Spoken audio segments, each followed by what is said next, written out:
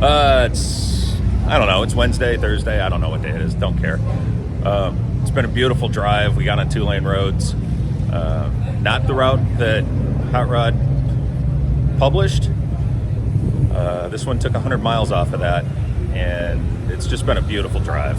Weather's nice. Roads are good. There's a lot of other people that took the same route that we're taking. So we should be there in about half hour, 45 minutes, I guess.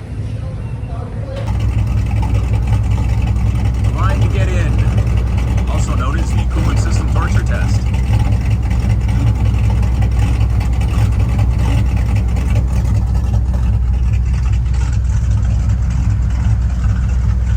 That's what it looks like behind us.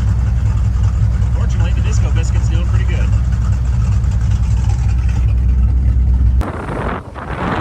We made it! We made pretty good time, actually. And the Trail of Tears that we were in pulling into the place was about an eighth as long as the GPS was saying the other way was. So we actually got lucky, chose the right way. We didn't overheat, although both of us have high idle issues. Daniel's is mechanical, mine is just probably the carb needs to be tuned. So we're probably gonna fix that. Daniel's transpan is puking profusely, impressively. And we can't figure out why he hasn't had to keep adding trans fluid to it. So that's interesting. I've had to pull it twice.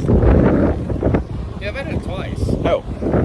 Not near as much as it was. Oh, okay. So he's added some twice, but not like the gallon that we figured it would be. Yeah. So, all right. Well, we're gonna look around. The dogs are literally on the leash, pulling at me while we're standing here, so they want to go look too. I have loved these ever since I was a little kid. My dad worked in the Kenosha plant, the Kenosha AMC plant, and on Saturdays, if he had to work late, I'd go in occasionally. He was an engineer, and he wrote the man assignments on how to assemble these things. And then because we were in Wisconsin, the gearheads at the time figured out that they had the same wheelbase as a CJ7. So there were a lot of Gremlins on four-wheel drive chassis running around when I was a kid. Always loved them. I think they make great drag cars, they make great hot rods, and they make great four-wheel drives. Oh, and here's one of the benefits of traveling in your own camper to big events. Lunch never sucks. So Daniel had another go at it today with the transpan. It was leaking. He figured out where it was leaking. It was a specific bolt hole that was leaking. So it wasn't going into the fluid. So we thought maybe the case was cracked on top of the bolt hole because it seemed to be collecting at the top of the bolt hole. It's a Turbo 350, and the fluid was coming out the one bolt that passes all the way through the case from the transpan. So he got up there, felt around, cleaned it all up. It's bone dry up on top of that, so it's just coming out of the bolt hole. So he took everything apart, and unbelievably, he found that the case is cracked. Daniel, tell us where the case is cracked. Inside the bolt hole, about halfway up. Unbelievable. So, yeah. When's the last time you ever heard of that?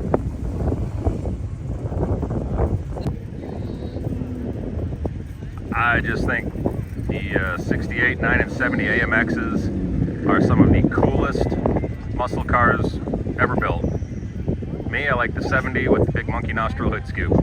I'll own one day. Until then, I'll look at every one I see. Ha! The biscuit's not hard to find on a show field. It's windy, it's pretty much wrapping up.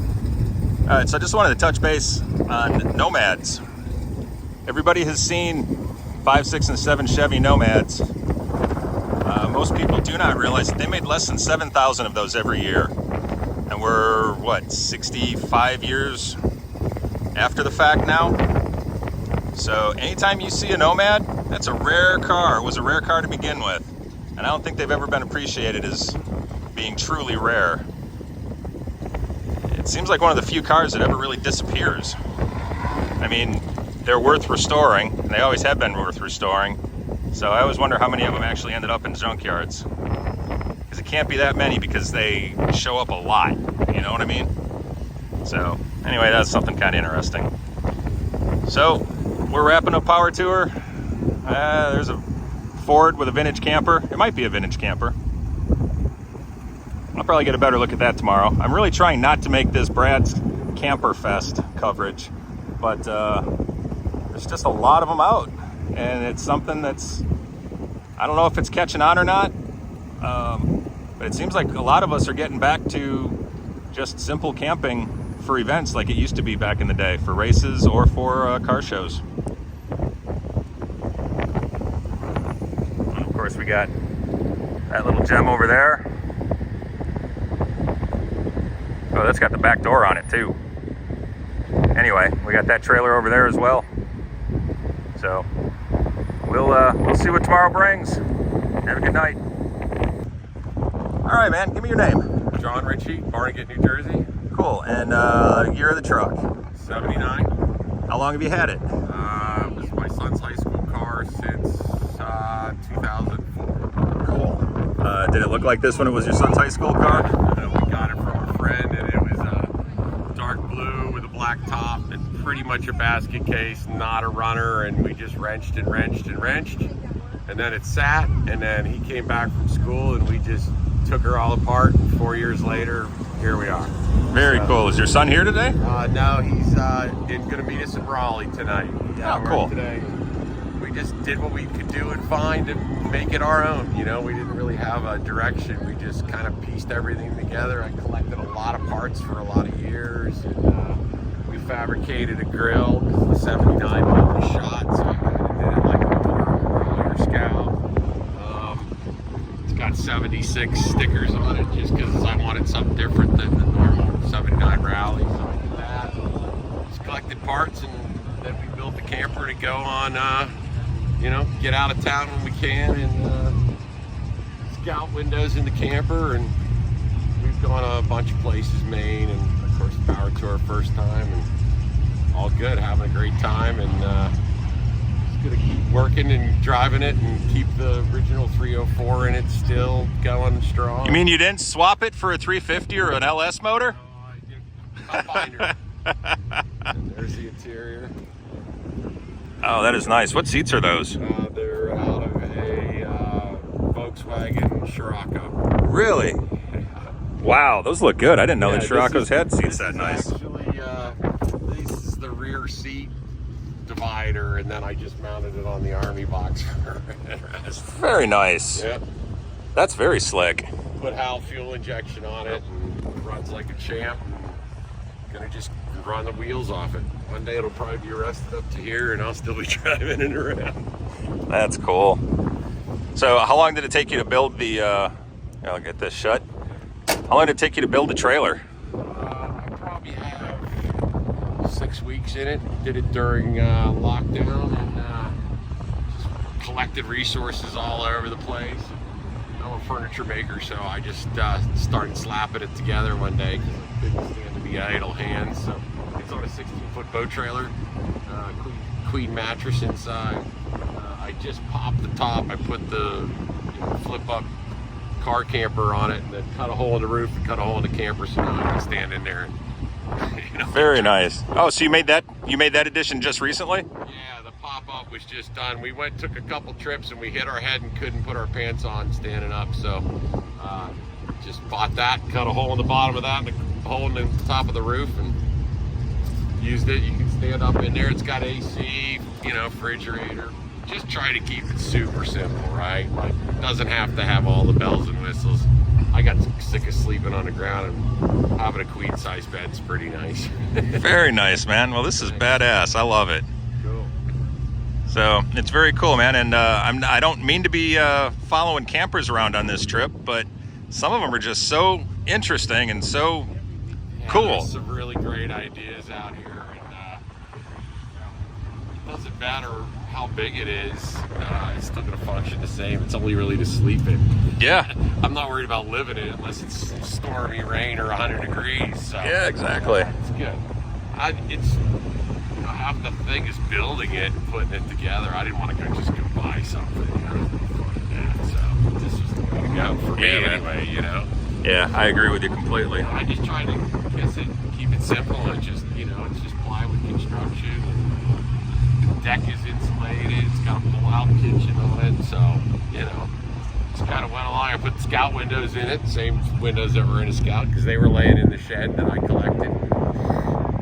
Nice. Where's the kitchen? You said you had a pull-out kitchen?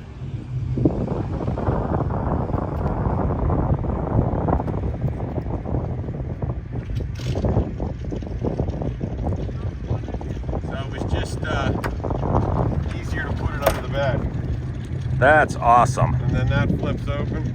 This is old stainless from my beach house that got destroyed in Sandy. And then this is just an old Coleman stove. I think I paid 15 bucks for it. So most of this stuff is just on Amazon, these hatch covers and you know, whatnot. So I wondered where you got the hatch cover. yeah, Amazon. These so I went to buy the aluminum from a guy. And I always ask, you got anything else for sale? And he says, yeah, I'm cutting up some old campers down the road. So this one and the two side doors, he's like, I'll meet you there in 10 minutes. He walks out of his truck, grabs his sawzall, cut the whole window right out of the camper. And I walked away with the 2 sheets of aluminum and the doors for like 250 bucks. Oh, that's awesome. So it was great, you know? You never know what somebody has Yeah, no doubt. backyard or want to get rid of, you know? Yeah.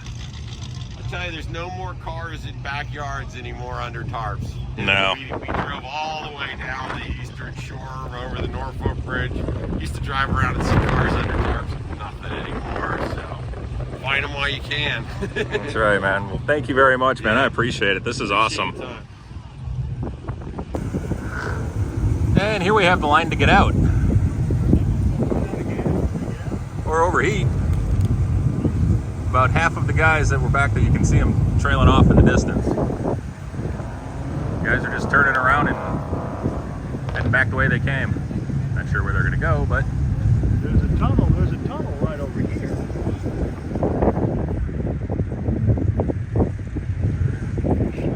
they're going that way someplace. We're staying a while yet, so it doesn't really affect us. Meanwhile, there's plenty of people still coming in, which I think is what the problem was. Some people are trying to leave, while others are trying to still get in here. My guess is that they followed the official hot rod route, the published route, and now they're just getting in.